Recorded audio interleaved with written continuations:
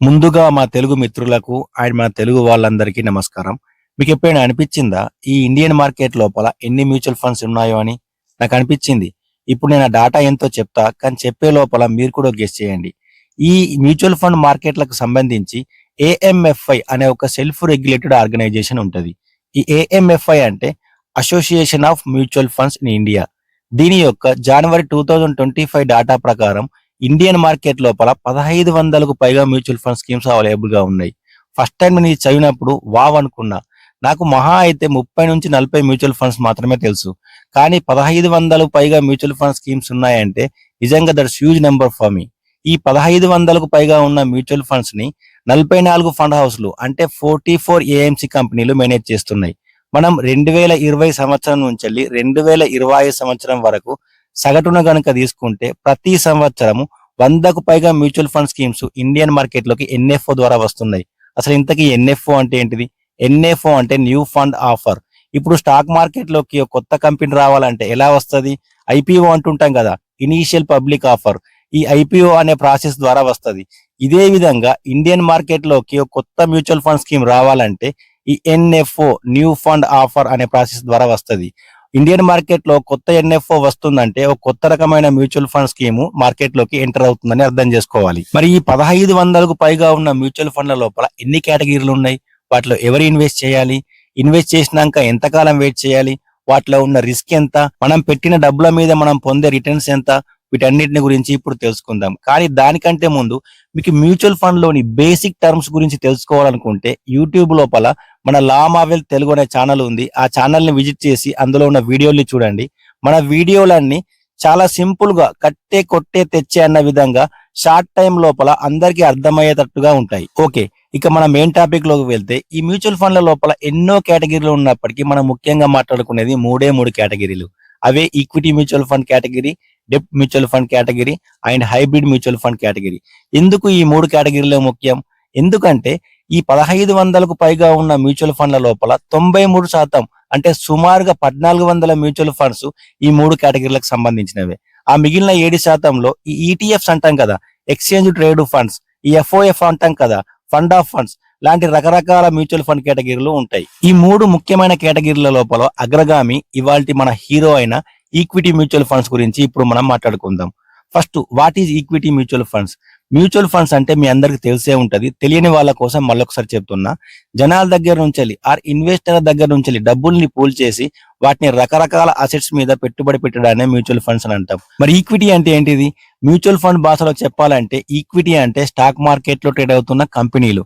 ఈ కంపెనీలనే మనం స్టాక్స్ అంటాం. ఈ స్టాక్స్ ట్రేడ్ అవుతున్న మార్కెట్‌నే మనం స్టాక్ మార్కెట్ అంటాం. ఇంకా సింపుల్ గా చెప్పాలంటే ఈక్విటీ అంటే స్టాక్ మార్కెట్ లో ట్రేడ్ అవుతున్న కంపెనీల యొక్క షేర్లు.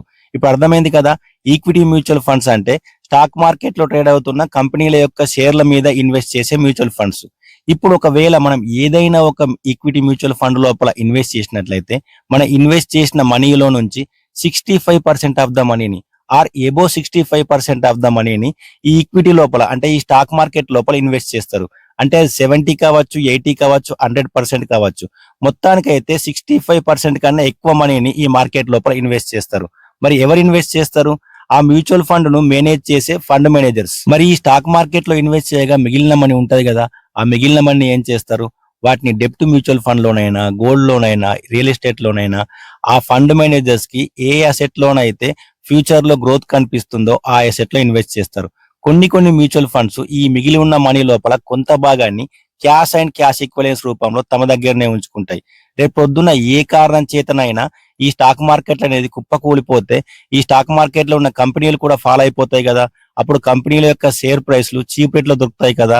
ఆ ఆపర్చునిటీని వాడుకోవడం కోసం క్యాష్ అండ్ క్యాష్ ఈక్వలెన్స్ రూపంలో కొంత మనీని కొన్ని మ్యూచువల్ ఫండ్స్ తమ దగ్గరనే ఉంచుకుంటాయి. మరి ఈ స్టాక్ మార్కెట్ లోపల కొన్ని వేల కంపెనీలు ఉంటాయి కదా. ఆ వేల కంపెనీల యొక్క డాటాను తీసుకొని రీసెర్చ్ చేసి అనలైసిస్ చేసి అందులో నుంచి ఫ్యూచర్ లో గ్రో అయ్యే కొన్ని కంపెనీలు పిక్ చేసుకోవడానికి ఈ ఫండ్ మేనేజర్స్ కి చాలా టైం, చాలా డబ్బులు ఖర్చు అవుతాయి. అందుకోసమే ఈక్విటీ మ్యూచువల్ ఫండ్ యొక్క ఎక్స్పెన్స్ రేషియో అనేది మిగిలిన అన్ని మ్యూచువల్ ఫండ్ కేటగిరీల కన్నా కాస్త ఎక్కువగా ఉంటది. మరి ఈక్విటీ ఫండ్స్ లోపల రిస్క్ ఎంత ఉంటది? కావాల్సినంతగా ఉంటది. ఎందుకంటే ఈ ఈక్విటీ ఫండ్స్ ఇన్వెస్ట్ చేసేదే స్టాక్ మార్కెట్ లోపల. ఈ స్టాక్ మార్కెట్లు ఏ న్యూస్ కు, ఎందుకు, ఎప్పుడు, ఎలా, ఏ రీతిలో పడతాయో ఎవ్వరికి కూడా తెలియదు. అటువంటి స్టాక్ మార్కెట్ల మీద ఇన్వెస్ట్ చేస్తున్న ఈక్విటీ మ్యూచువల్ ఫండ్స్ కి రిస్క్ అనేది చాలా చాలా హైగా ఉంటది. Then what about returns? ఈ ఈక్విటీ ఫండ్స్ లో ఇన్వెస్ట్ చేస్తే ఇంత పర్సెంట్ రిటర్న్ వస్తుందని ఎక్కడా ఉండదు కానీ గత సంవత్సరాల హిస్టారికల్ డేటా ప్రకారం తీసుకున్నట్టయితే ఈ ఈక్విటీ మ్యూచువల్ ఫండ్స్ లో ఇన్వెస్ట్ చేసిన వాళ్ళకి 10 నుంచి 15% సిఏజిఆర్ రిటర్న్స్ వచ్చినట్టు సమాచారం అయితే ఉంది. ఈ సిఏజిఆర్ అంటే కాంపౌండ్ యాన్యువల్ గ్రోత్ రేట్, అంటే ప్రతి సంవత్సరం సగటున మనకు వచ్చే రిటర్న్స్ అని అర్థం చేసుకోవచ్చు. అది కూడా మనం లాంగ్ టర్మ్ ఇన్వెస్ట్ చేసినట్లయితేనే ఈ 10 నుంచి 15% సిఏజిఆర్ రిటర్న్స్ వచ్చే అవకాశం ఉంది. అవకాశం మాత్రమే ఉంది, ఖచ్చితంగా రిటర్న్స్ వస్తాయని ఎక్కడ కూడా లేదు. మరి ఎవరి ఈక్విటీ ఫండ్స్ లో ఇన్వెస్ట్ చేయాలి? ఎవరికైతే లాంగ్ టర్మ్ హోల్డ్ చేసే సత్తా ఉండి రిస్క్ తీసుకునే స్వభావం ఉంటుందో వాళ్ళు మాత్రమే ఈక్విటీ ఫండ్స్ లో ఇన్వెస్ట్ చేయాలి. ఈ సంవత్సరం నేను ఈక్విటీ ఫండ్స్ ని బై చేసి నెక్స్ట్ ఇయర్ లో సెల్ చేస్తానంటే అటువంటి వాళ్ళకి ఈక్విటీ మ్యూచువల్ ఫండ్స్ వర్కౌట్ అవ్వవు. ఎంతకాలం ఇన్వెస్ట్ చేయాలి? మినిమం 6 నుంచి 10 సంవత్సరాల పైగానే ఈక్విటీ మ్యూచువల్ ఫండ్స్ లో ఇన్వెస్ట్ చేసినట్లయితే మనకు మంచి రిటర్న్స్ వచ్చే అవకాశం ఉంటుంది. నేను అంతకాలం ఆగలేను, నాకు 1 ఇయర్ 2 ఇయర్ లోపలనే డబ్బులు కావాలి అనుకునే వాళ్ళకి వేరే మ్యూచువల్ ఫండ్స్ ఉన్నాయి. వాటిని గురించి మనం వేరే వీడియోలో మాట్లాడుకుందాం. ఇప్పటిదాకా మనం ఈక్విటీ మ్యూచువల్ ఫండ్ అంటే ఏంటిది, వాటిలో ఫండ్ మేనేజర్ పాత్ర ఏంటిది, రిస్కులు ఎంత, రిటర్న్లు ఎంత, ఎవరు ఇన్వెస్ట్ చేయాలి, ఎంతకాలం ఇన్వెస్ట్ చేయాలి, వీటన్నిటిని గురించి మాట్లాడుకుందాం. మీన్ వైల్ మీకు డౌట్ రావచ్చు, ఈ స్టాక్ మార్కెట్ లోపల కొన్ని వేలలో కంపెనీలు ఉన్నాయి కదా, కొన్ని కంపెనీల వాల్యూ ఏమో లక్షల కోట్లలో ఉంటది, మరికొన్ని కంపెనీల వాల్యూ 1000 కోట్లలో ఉంటది. మరి మనం ఈక్విటీ మ్యూచువల్ ఫండ్స్ లో ఇన్వెస్ట్ చేస్తే మన మ్యూచువల్ ఫండ్ యొక్క ఫండ్ మేనేజర్స్ మన డబ్బుల్ని ఏ కంపెనీలో ఇన్వెస్ట్ చేస్తారు? ఎక్కువ వాల్యూ ఉన్న కంపెనీలో ఇన్వెస్ట్ చేస్తారా, తక్కువ వాల్యూ ఉన్న కంపెనీలో ఇన్వెస్ట్ చేస్తారా అనే డౌట్ మీకు రావచ్చు. ఇందుకోసమే ఈ కంపెనీల యొక్క మార్కెట్ క్యాపిటలైజేషన్ ఆధారంగా ఈ ఈక్విటీ మ్యూచువల్ ఫండ్స్ ని రకరకాలుగా డివైడ్ చేసిర్రు. ఈ మార్కెట్ క్యాపిటలైజేషన్ అంటే ఏంటిది, ఈ ఈక్విటీ మ్యూచువల్ ఫండ్స్ ని ఎన్ని రకాలుగా డివైడ్ చేసిర్రు, వీటన్నిటిని గురించి నెక్స్ట్ వీడియోలో మాట్లాడుకుందాం.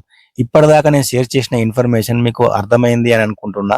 నెక్స్ట్ వీడియోలో ఈక్విటీ మ్యూచువల్ ఫండ్స్ యొక్క టైప్స్ గురించి మాట్లాడుకునే ప్రయత్నం చేద్దాం. టిల్ దెన్, జై భారత్, జై హింద్.